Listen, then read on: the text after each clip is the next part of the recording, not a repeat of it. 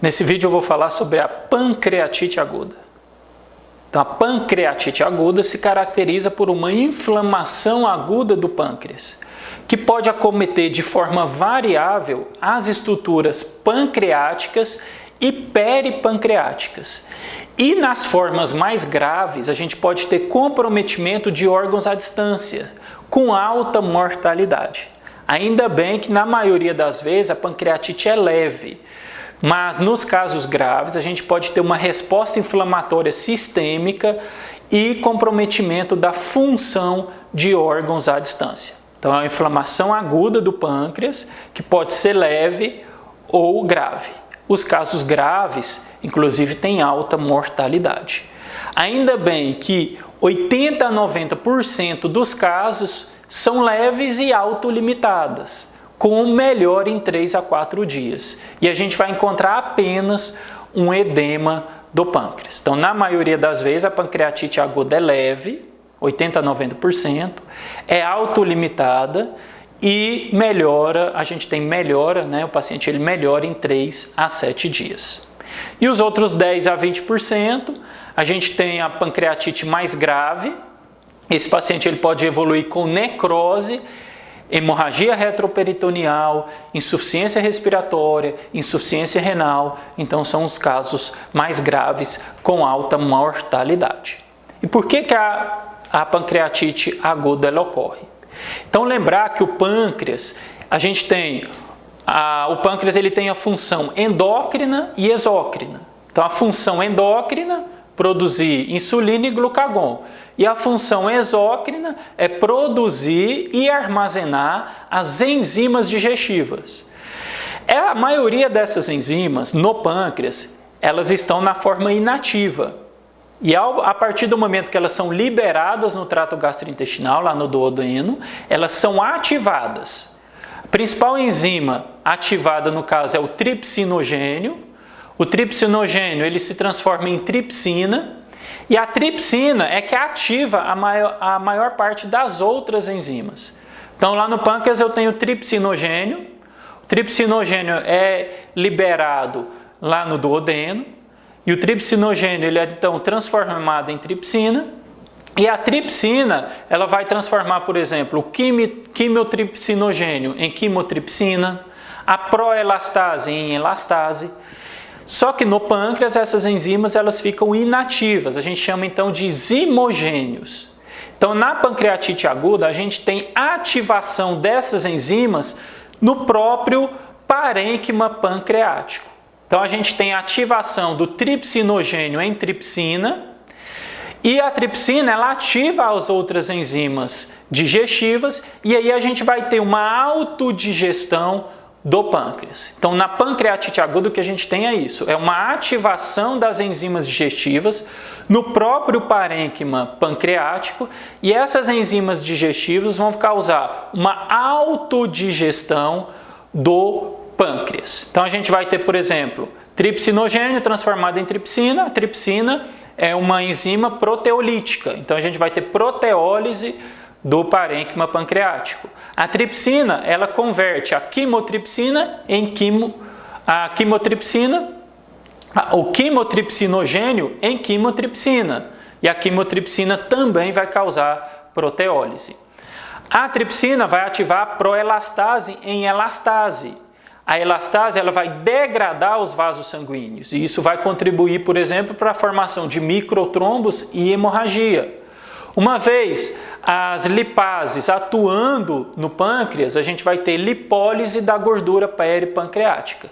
Então, na pancreatite aguda, a gente tem uma ativação das enzimas pancreáticas no próprio pâncreas, e isso vai levar a uma autodigestão do pâncreas. Isso ocorre por vários mecanismos. Por exemplo, o álcool ele pode ter um efeito tóxico direto no pâncreas e esse efeito tóxico direto no pâncreas ativa essas enzimas. A litíase biliar, o cálculo, ao obstruir o trato biliar ou passar pelo esfíncter de Oddi, pode causar um edema. Esse edema pode aumentar, esse edema e essa obstrução pode aumentar a pressão dentro do ducto pancreático. A gente pode ter o refluxo de bile para o ducto pancreático, e tanto o refluxo do bile como o aumento da pressão do ducto pancreático pode ativar essas enzimas pancreáticas que vão causar a autodigestão do pâncreas. O que causa a pancreatite aguda? Qual seria a etiologia? Então, a principal causa de pancreatite aguda é a litíase biliar, que representa 30 a 40% dos casos. É mais comum em obesos, principalmente em mulheres obesas, mulheres multíparas, e geralmente aparece entre 50 e 70 anos de idade. Então, na litíase biliar, o que acontece é o seguinte: o cálculo ele passou pelo esfíncter de Oddi, causou às vezes um edema desse esfíncter de Oddi, ou às vezes até obstruiu, né, o trato biliar. Com isso, a gente pode ter refluxo da bile para o ducto pancreático, ou aumento da pressão do ducto pancreático. Isso vai promover uma ativação das enzimas pancreáticas com autodigestão do parênquima pancreático.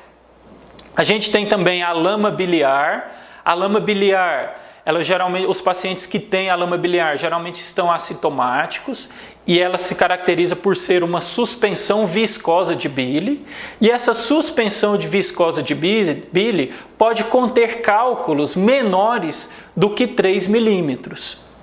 E ela pode representar 20 a 40% dos casos de pancreatite aguda idiopática. Ou seja, 20 a 40% dos casos de pancreatite aguda idiopática é aquela que a gente não consegue identificar a causa. 20 a 40% desses pacientes que têm pancreatite aguda idiopática, eles têm lama biliar. Então, talvez seja a lama biliar o causador da pancreatite aguda, em alguns casos, da pancreatite aguda idiopática. Por quê? Porque lá na lama biliar a gente pode encontrar cálculos menores que 3 milímetros, e esses cálculos podem causar o comprometimento do esfíncter de Oddi, levando à pancreatite aguda. Então, a lama biliar pode ser um dos fatores responsáveis pelo aparecimento da pancreatite aguda. A pancreatite aguda alcoólica também é comum, representa 10 a 30% dos casos de pancreatite aguda, é a segunda principal causa de pancreatite aguda, o alto consumo de álcool, mas nem todo etilista evolui com pancreatite aguda. Então, pode ser que seja uma hipersensibilidade de certas pessoas ao álcool, e essa hipersensibilidade levaria ao aparecimento da pancreatite aguda.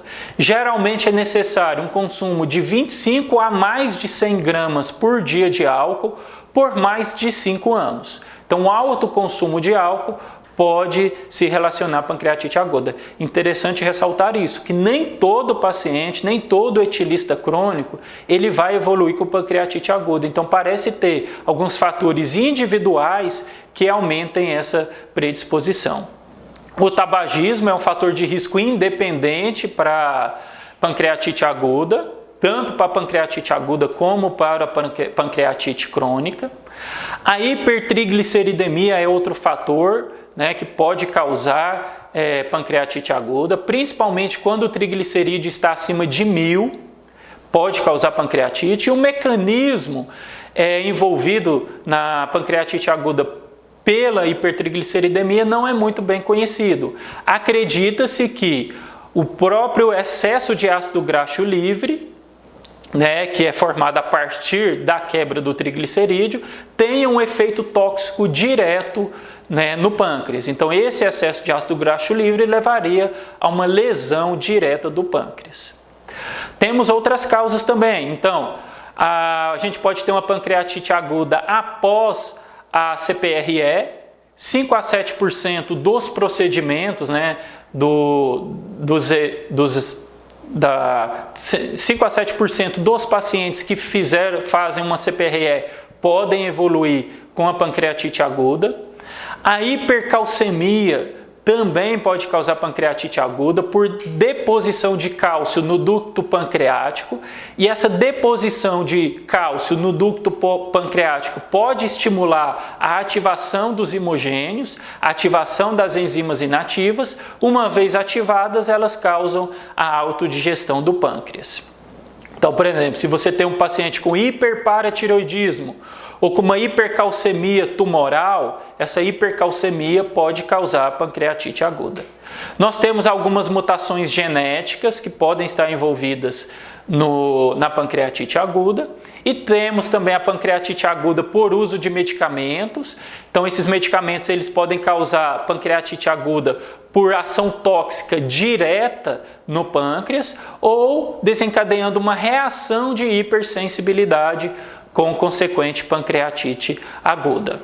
As infecções também podem causar pancreatite aguda, traumas, e temos a pancreatite aguda idiopática. E lembrar que boa parte da pancreatite aguda idiopática pode estar relacionada à lama biliar.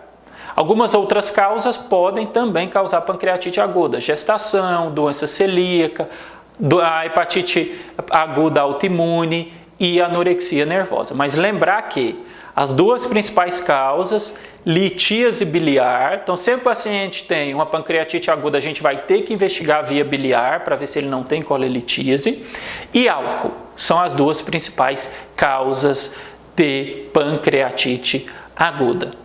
Como é que esse paciente ele geralmente vai se manifestar? Ele vai se apresentar. O quadro clínico clássico é a dor abdominal, que geralmente é uma dor abdominal aguda e severa, que geralmente está localizada na região epigástrica ou no quadrante superior direito ou esquerdo, e 50% dos casos irradia para o dorso, na clássica dor em barra. Então, sempre que o paciente tem dor em barra, a gente vai pensar na pancreatite aguda.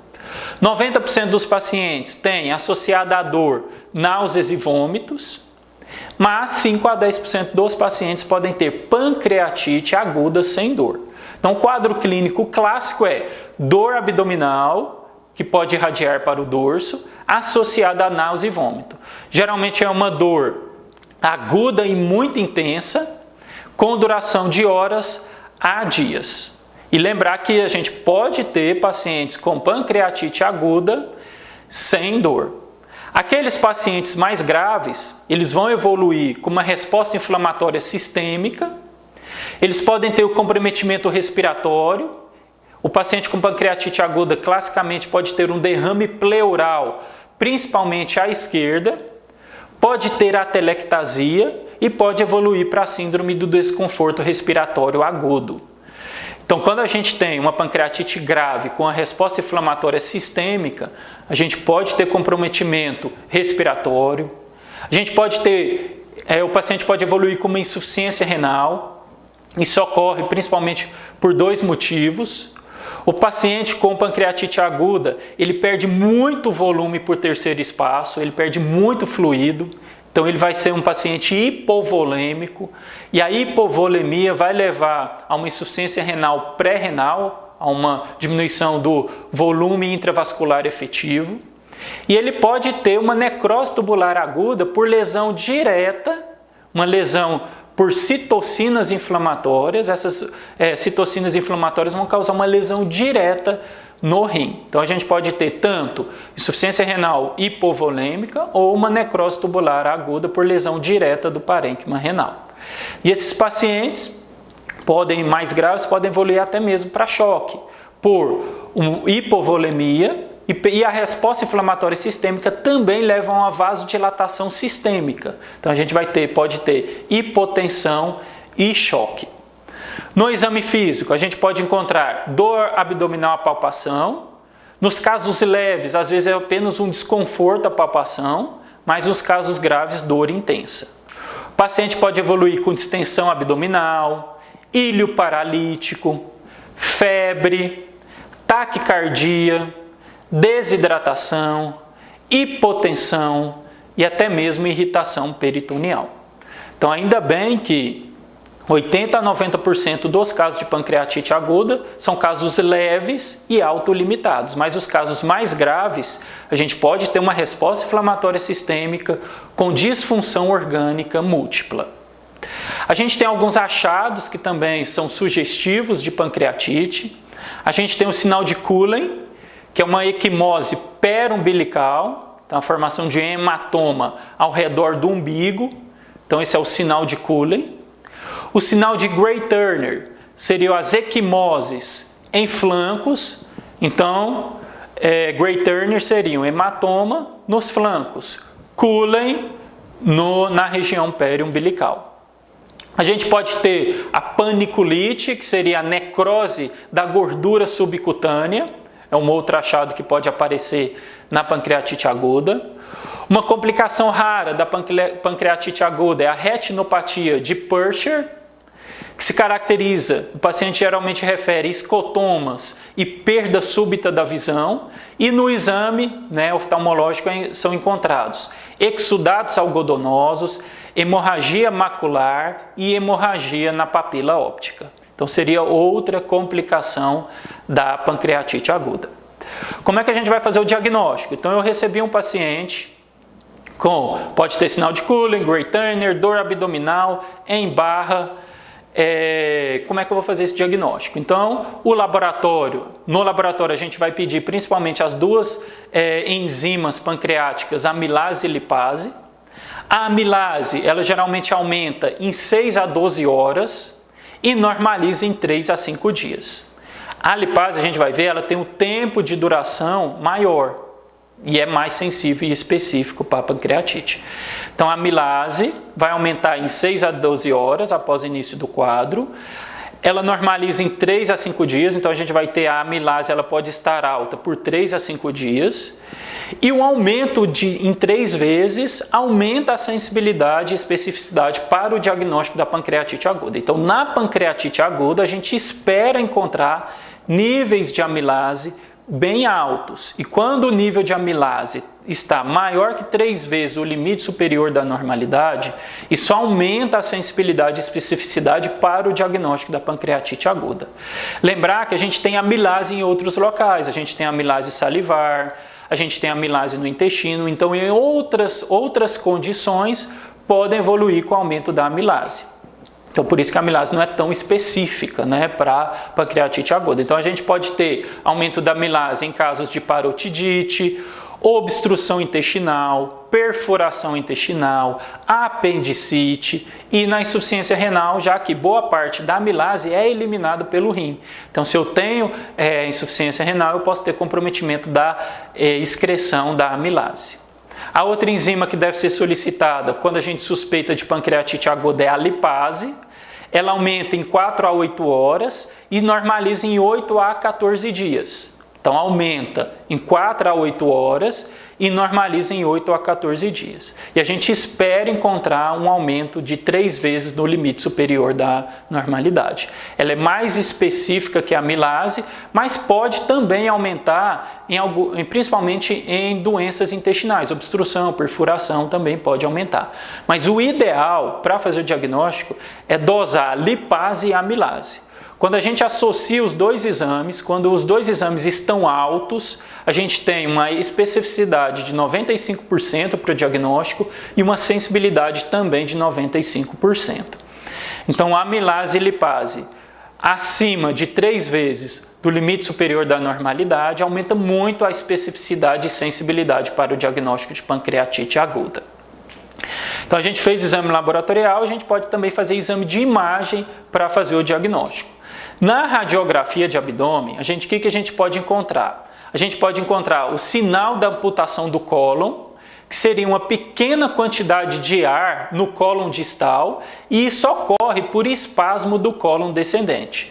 Ou seja, a gente tem um espasmo do cólon descendente e isso diminui a quantidade de ar no cólon distal. A gente pode ter a dilatação das alças intestinais, isso acontece pelo íleo paralítico inflamatório. Com isso, no exame físico, o paciente vai apresentar, às vezes, distensão abdominal e diminuição ou abolição dos ruídos hidroaéreos. E podemos também ter aumento da curvatura do duodeno por aumento da cabeça do pâncreas. Então, no raio-x, a gente tem alguns achados que sugerem pancreatite aguda. Sinal da amputação do cólon, que é a diminuição da quantidade de ar no cólon distal, dilatação das alças intestinais e aumento da curvatura do duodeno por aumento da cabeça do pâncreas. A TC, a tomografia com contraste, é o exame padrão para avaliar as complicações.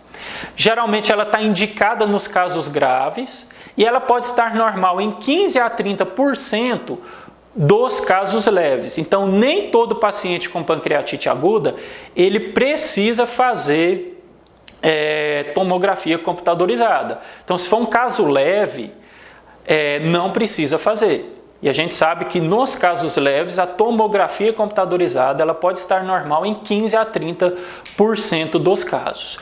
O ideal para fazer a tomografia é fazer 3 dias após o início do quadro. É quando a gente já tem uma estabilização das complicações, é quando a gente consegue avaliar melhor as complicações da pancreatite, como aparecimento da necrose, aparecimento de cistos, pseudocistos. Então, o ideal é que se faça a tomografia 3 dias após o início do quadro. E nos casos leves, teoricamente, não é necessário fazer.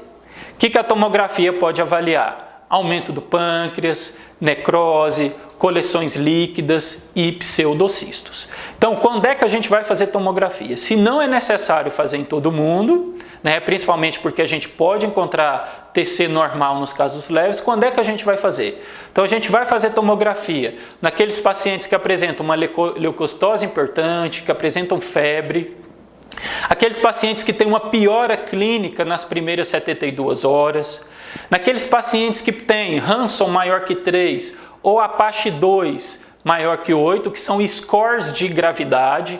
Então a gente vai ver que na pancreatite aguda a gente tem scores que avaliam a gravidade da pancreatite. Então, quando a gente tem o Hanson maior que 3 ou Apache 2 maior que 8, isso é critério de gravidade. Então, a gente vai fazer a tomografia. E quando a gente tem dúvidas no diagnóstico, então a gente ficou em dúvida, será que é uma pancreatite?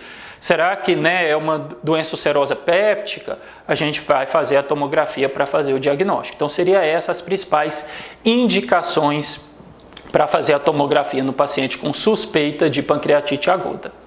A ultrassonografia, ela tem baixa sensibilidade para avaliar o pâncreas, principalmente pela questão das alças intestinais, mas geralmente é realizada em todo paciente para avaliar a etiologia biliar. A gente viu que a principal causa de pancreatite aguda é a litíase biliar, então a ultrassonografia é importante para avaliar a via biliar.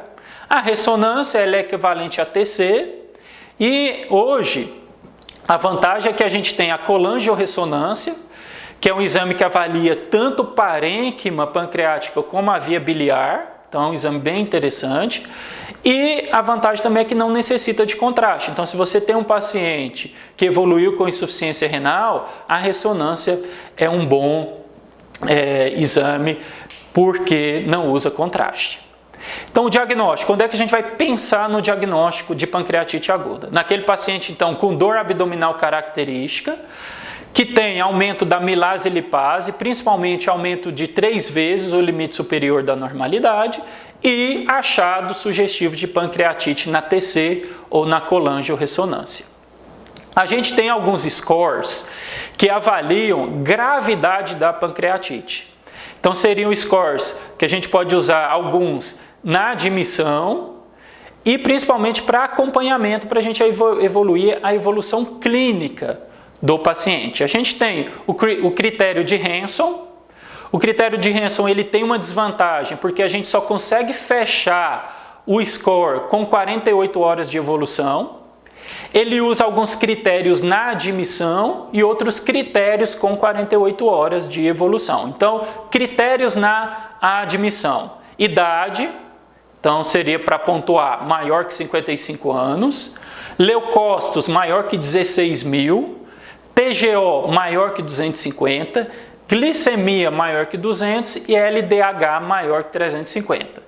Então, idade maior que 55 anos, leucócitos maior que 16.000, TGO maior que 250, glicemia maior que 200 e LDH maior que 350.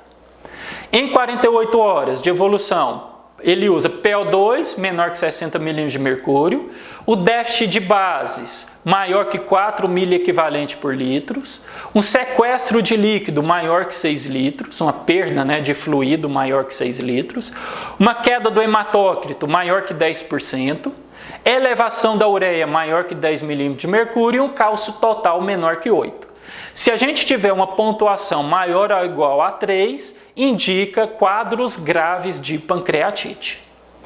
Um outro score que a gente pode usar, né, que avalia também gravidade e prognóstico, é o APACHE 2. É um score um pouco mais complexo, que a gente faz geralmente online. A gente coloca os dados de um paciente online e recebe o resultado. Ele é composto por 40 parâmetros. E, geralmente, quando a gente tem valores decrescentes nas 48 horas, a gente tem uma pancreatite leve. Então, é um score que a gente pode usar várias vezes durante o dia, por vários dias, que ele vai avaliando a evolução do paciente.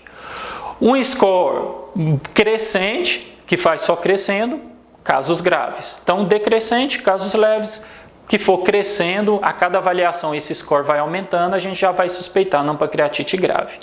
Quando a gente tem um score de APACHE 2 menor que 8, a gente considera que é o caso leve, né? Então a mortalidade é menor que 4%, e quando a gente tem um APACHE maior ou igual a 8, a mortalidade é de 11% a 18%, a gente considera então um caso grave de pancreatite aguda. Então Hanson, maior ou igual a 3, caso grave, APACHE 2, maior ou igual a 8, indica caso grave. E hoje a gente tem o score de Atlanta, que é um score muito usado na prática, talvez um dos mais usados, que ele vai levar em consideração achados clínicos, né? Então a gente coloca como pancreatite leve aquele paciente que não apresentou complicações locais nem sistêmicas. Geralmente é uma doença autolimitada e regride espontaneamente em 3 a 7 dias. Então, aquele paciente, por exemplo, fez a tomografia, não tem nenhuma complicação local e não tem nenhuma complicação sistêmica. A pancreatite moderada, a gente tem falência de órgãos, só que essa falência de órgãos é transitória, com duração menor que 48 horas, ou aquele paciente que tem complicação local. Ou seja, pseudocisto, necrose peripancreática, na ausência de falência orgânica persistente. Ou seja, então ele tem uma falência orgânica transitória, com menor de 48 horas, ou complicações locais. Então, falência orgânica transitória menor que 48% ou complicação local. E nos casos graves, a gente tem falência orgânica, então é comprometimento respiratório, renal, por mais de 48 horas, ou seja, uma falência orgânica mantida, seria a pancreatite aguda grave. E o tratamento? Como é que a gente vai tratar a pancreatite aguda? Então, lembrar que na pancreatite aguda a gente pode ter uma resposta inflamatória sistêmica, uma vasodilatação sistêmica. Então, o paciente, geralmente, ele perde muito fluido para o terceiro espaço. Então, é um paciente que vai, às vezes, se encontrar hipovolêmico, hipotenso, desidratado. Então, o tratamento da pancreatite aguda consiste numa hidratação vigorosa, numa reposição volêmica vigorosa. Geralmente é necessário 6 litros nas primeiras 24 horas. E claro, a gente vai monitorar os sinais vitais, pressão arterial, frequência cardíaca, diurese e hematócrito, para avaliar, né, essa hidratação. Então, reposição volêmica vigorosa é essencial para o tratamento da pancreatite aguda. Como é que a gente vai tratar a dor? Então, o paciente ele tem uma dor aguda, intensa no abdômen. Então, a própria reposição volêmica ajuda no tratamento da dor e a gente usa, geralmente, opioides. A meperidina é um medicamento de primeira escolha, mas também podemos usar a morfina. Existe uma teoria de que a morfina poderia aumentar a pressão do esfíncter de Oddi, piorando a pancreatite aguda ou até desencadeando. Mas a gente não tem evidências de que isso realmente aconteça na prática. Então a morfina ela não está contraindicada no paciente com pancreatite aguda, mas por causa dessa teoria geralmente se prefere a meperidina. Em relação à nutrição, o paciente ele vai ficar em dieta zero, mas o ideal é que você inicie a dieta o mais rápido possível, né? E ela deve ser iniciada após melhora da dor e quando a gente tiver a peristalse audível. Então, o paciente melhorou a dor, você auscultou, ele já tem ruído hidroaéreo, a gente já pode reiniciar a dieta. Se esse paciente às vezes tem dor, por exemplo, com dieta oral, a gente pode até passar uma sonda e dar a dieta para ele pela sonda, mas a dieta, o ideal é que seja iniciada o mais precoce possível. Então, geralmente ela é iniciada em 3 a 5 dias após o diagnóstico. Uso de antibiótico, a gente só vai usar quando a gente tem infecção comprovada. Antigamente se usava antibiótico como profilaxia, hoje não é indicado mais. Então, os pacientes com pancreatite aguda, aproximadamente 20% vão precisar de uso de antibiótico por infecção extrapancreática. Ou seja, o paciente teve pancreatite aguda e evoluiu com uma pneumonia, com uma infecção urinária. Então, só vai usar o antibiótico quando a gente tem identificado um foco de infecção. Os pacientes com pancreatite aguda podem evoluir com infecção do tecido necrótico, que é uma complicação, né, grave. A gente geralmente tem essa infecção quando 40% dos casos de infecção ocorrem quando a gente tem mais de 30% de necrose na tomografia computadorizada, ou seja, fez a tomografia computadorizada, esse paciente ele tem mais de 30% de necrose na TC, ele tem 40% desses pacientes vão evoluir com necrose com infecção do tecido necrótico. Quando é que a gente vai suspeitar de uma infecção do tecido necrótico? Então a gente vai suspeitar naquele paciente que estava evoluindo bem e teve recorrência da dor, começou a ter febre, leucocitose e sinais de sepse. Essa infecção ela pode aparecer às vezes 10 dias depois da pancreatite aguda, e um achado clássico que vai sugerir justamente essa infecção do tecido necrótico é a presença de gás no pâncreas ou no tecido pancreático pela tomografia de tórax, tomografia computadorizada. Então o paciente estava evoluindo bem e de repente começou a ter piora da dor, começou a ter febre, leucocitose, sepse. Você fez a tomografia computadorizada e viu a presença de gás no pâncreas, a gente praticamente fecha o diagnóstico da infecção do tecido necrótico. Em alguns casos, a gente pode fazer a punção, né, do tecido necrótico para avaliação, tanto para a cultura como pelo método de Gram. Os principais germes que causam a necrose do tecido, a infecção do tecido necrótico são Escherichia coli, Klebsiella, Staphylococcus e anaeróbios. E o tratamento é a necrosectomia.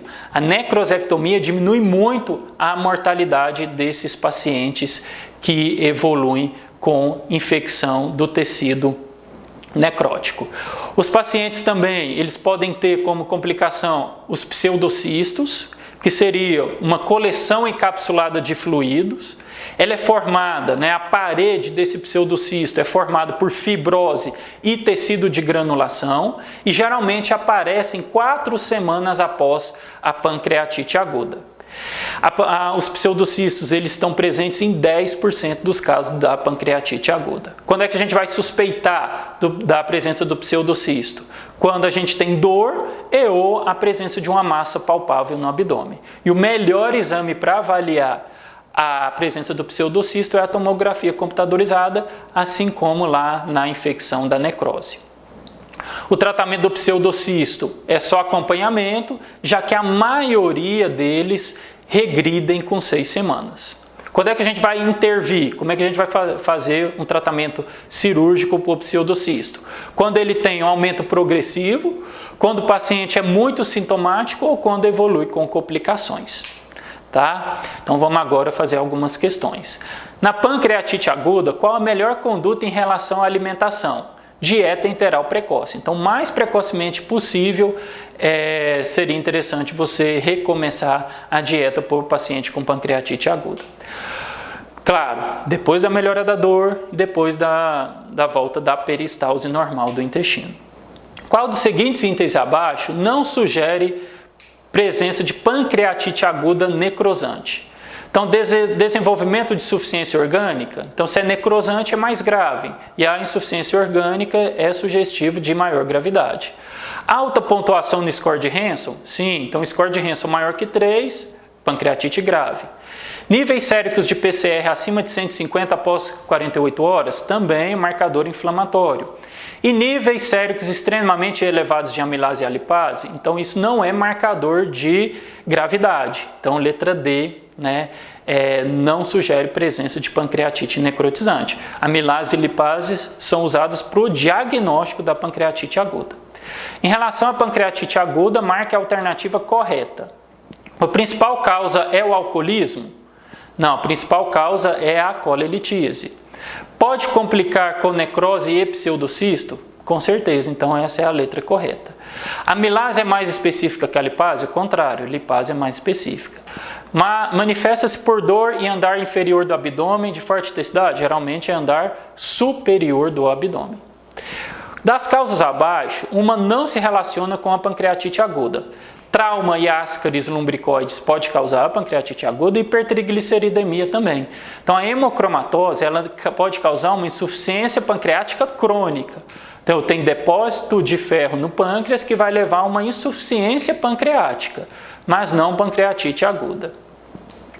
Como manifestações clínicas da pancreatite aguda, podemos afirmar exceto febrícula, sim, o paciente pode ter febre. Derrame pleural à esquerda é um achado também bem que pode acontecer na pancreatite aguda. Sinal de Cullen e Gray-Turner também, né? Então são as equimoses umbilicais e nos flancos. Hipertensão, então não é um achado clínico típico da pancreatite aguda. Sobre o diagnóstico da pancreatite aguda, assinale a alternativa correta. A amilase sérica eleva-se em 6 a 12 horas após o início do quadro e mantém-se elevada por 3 a 5 dias nos casos não complicados? Com certeza. Então, a amilase, apesar de ser menos específico, quando ela está acima de 3 vezes, o limite superior da normalidade é mais específico para a pancreatite aguda, começa a aumentar em torno de 6 horas e tem duração, né, ela fica alta por 3 a 5 dias. Então, a letra A está correta. Vários sistemas de prognóstico foram desenvolvidos para diferenciar pancreatite leve da grave. Os critérios de Hansen são os mais amplamente usados. Assinale a alternativa que representa um critério na admissão. Então ele traz aqui cálcio, PO2, excesso de base, queda do hematócrito e leucócito maior que 16.000. Então vamos relembrar aqui, ó. Na admissão, quais são os critérios? Idade, leucócito, TGO, glicemia e LDH. Então, dentre aquelas alternativas, seria leucócitos. Em 48 horas, ele usa como critério PO2, déficit de base, sequestro de líquidos, queda do hematócrito, elevação de ureia e os valores do cálcio. Então, seria a resposta contagem de leucócito maior que 16.000. Assinale a opção que não é utilizada para avaliação prognóstica do paciente com pancreatite. Então, idade está no critério de Hansen. IMC também está no critério de Hansen. PCR, marcador inflamatório. E TC, então se você fez uma TC e mostrou lá uma pancreatite com grande comprometimento peripancreático, também é sinal de gravidade. Então, a amilase ela é usada para diagnóstico, mas não avalia prognóstico e nem gravidade. Em pacientes com pancreatite aguda, todos os dados clínicos são incluídos em cálculo de prognóstico, exceto leucocitose E, PO2E, creatinina sim e nível de consciência também. Então a amilase ela é usada para diagnóstico e não para avaliação de gravidade ou prognóstico. São causas comuns de pancreatite aguda. Álcool é uma infecção? Também. Álcool e hipercalcemia, as duas podem causar pancreatite. Câncer de pâncreas e álcool, poderia ser também as duas causas. Cálculos biliares e hipercalcemia, então as duas podem causar também. E cálculos biliares e hipertrigliceridemia. Então, praticamente todas as alternativas contêm causas de pancreatite aguda. O gabarito seria a letra E, né, que dentre as causas, as duas são mais importantes. Lembrar, cálculo biliar é a principal causa. Álcool é a segunda, né? Hipertrigliceridemia talvez seja a terceira principal causa. Na pancreatite aguda, quando dá admissão do paciente no hospital, que critérios devem ser levados em consideração na avaliação clínico-prognóstico? Então, critério de Hansen, o que ele usa na admissão? Idade, leucometria, glicemia, LDH e TGP. Então, letra E. Mulher de 74 anos, refere dor epigástrica intensa, náuseas e vômitos há 24 horas. Relata colelitíase sintomática. A hipótese diagnóstica foi de pancreatite biliar. Exames laboratoriais mostraram hematócrito 42, leucócito 20.000, amilase 10 vezes acima do valor normal, glicemia de 260, LDH 420, TGP 450, ou seja, todos os critérios da admissão de Hansen estão aumentados. Na avaliação da gravidade dessa pancreatite aguda, qual das seguintes alternativas é erroneamente interpretada como sinal de risco aumentado para má evolução? Então, ó, dentro dos critérios de Hansen não tem amilase, então hiperamilasemia, a amilase não é usado nem para avaliar prognóstico, nem para gravidade. A pancreatite aguda raramente requer tratamento operatório, maior que a alternativa, onde o tratamento operatório é mandatório. Na necrose infectada a gente tem que fazer. Então, aquele paciente que estava evoluindo bem, começou a ter febre, leucocitose, sepse, fez a tomografia, a presença de gás no parênquima, né, pancreático ou no retroperitônio, então isso é sugestivo de infecção da necrose. Então o paciente ele tem que ser submetido a uma necrosectomia. A alternativa abaixo apresenta critérios de Hansen utilizados na admissão do paciente com pancreatite aguda para avaliar a gravidade da doença, com exceção de, então, ó, lembrar, idade, leucocitose, DHL e TGP, faltou aí a glicemia. Lipase, então, não faz parte dos critérios de Hansen. Em paciente com pancreatite aguda, o sinal de Cullen está localizado na região periumbilical, então equimose periumbilical. Sinal de Gray-Turner, equimose nos flancos. Ok, pessoal? Então, espero que vocês tenham gostado aí da aula de pancreatite aguda. Até mais!